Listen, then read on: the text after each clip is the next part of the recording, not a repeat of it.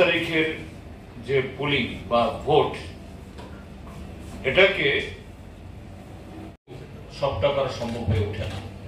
সেই জায়গায় যে বহু জায়গাতেই ভোটারদের আপনাদের সকলকে শুভেচ্ছা জানাচ্ছি। আপনারা সবাই ক্লান্ত, আমরাও ক্লান্ত। যাই হোক, আজকে দ্বিতীয় দফার ভোট হয়েছে। স্বাভাবিকভাবেই সমস্ত খবরাখবর সবটা তো সংগ্রহ করা সম্ভব না, তবু যেটা আপনাদের সামনে তুলে ধরা দরকার তার জন্য সময় লেগেছে। আপনাদেরকে আপনাদেরকে শুভেচ্ছা জানাচ্ছি। যেটা আমরা বলতে চাই, আজকের নির্বাচনটা ছিল একটা অত্যন্ত জনগণের কাছে একটা চ্যালেঞ্জের নির্বাচন। একটা চ্যালেঞ্জ তো ছিলই, এবারে নির্বাচন দেশের সংবিধান এবং গণতন্ত্র রক্ষা। তো এই পরিস্থিতিতে গত 19 তারিখে প্রথম পর্বের যে ভোট হয়েছে এখানে পশ্চিম ত্রিপুরা লোকসভা আসনে, সেই 19 তারিখের যে পোলিং বা ভোট, এটাকে শাসক দল এবং নির্বাচন কমিশনের যিনি দায়িত্বপ্রাপ্ত এই লোকসভা কেন্দ্রে, তার নির্লিপ্ততায় বা দুর্বলতার কারণে এটা ত্রিপুরার জনগণের সামনে এবং এই পূর্ব ত্রিপুরা লোকসভা আসনের ভোটারদের কাছে একটা চ্যালেঞ্জ ছিল আজকের এই ভোট তারা যে পাবেন কি। তো এখন সমস্ত হিসাব নিকাশ তো কারো পক্ষে দেওয়া সম্ভব না। হার জিতের হিসাব নিকাশ এটা পরে হবে, এটা আমরা বলছি না, কিন্তু এই চ্যালেঞ্জ রক্ষায় ত্রিপুরা যে নির্বাচক মন্ডলী, পূর্ব ত্রিপুরার জনগণ অন্তত প্রথম দফায় তারা সফল হয়েছিল কথা বলব।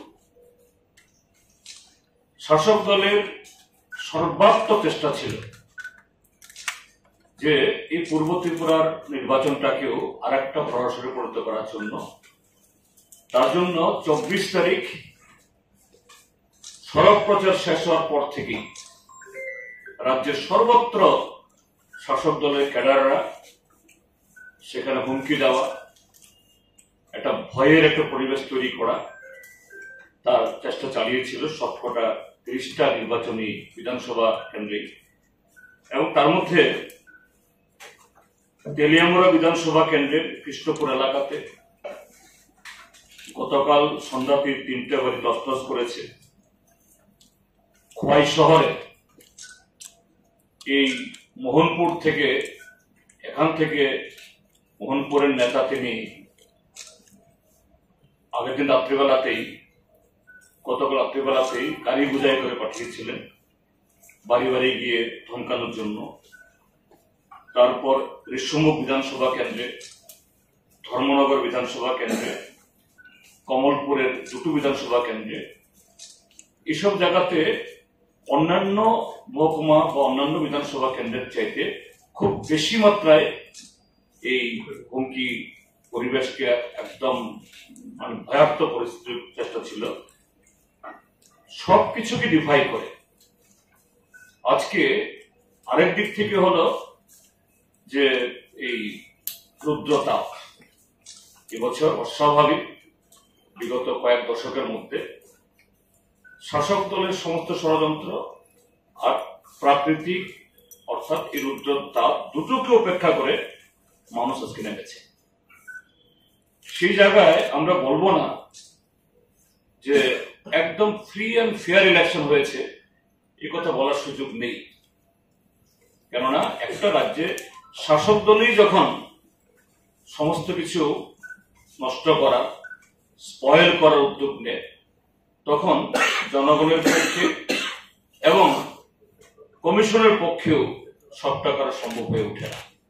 সেই জায়গায় যে বহু জায়গাতেই ভোটারদের আজকে বাধা দেওয়ার চেষ্টা হয়েছে। বিরোধী দলের এমনকি নির্দলদের তাদের পোলিং এজেন্টকে আটকানোর চেষ্টা হয়েছে। অনেক জায়গাতে পোলিং এজেন্ট প্রবেশ করেছে, ভেতর থেকেও টেনে হিসড়ে বের করা হয়েছে, কয়েকজনকে আহত করা হয়েছে। একজন এই ভোট দিতে আসা বাম সমর্থক, তাকে সাবরুমের একটা মধুবাড়ি নামক একটা জায়গাতে ছুরিকাঘাত করা হয়েছে। এই সমস্ত ঘটনা সত্ত্বেও এটা নির্বাচন কমিশনে বলতে পারবেন, আমাদের কাছে যা খবর বা আপনারা এসছেন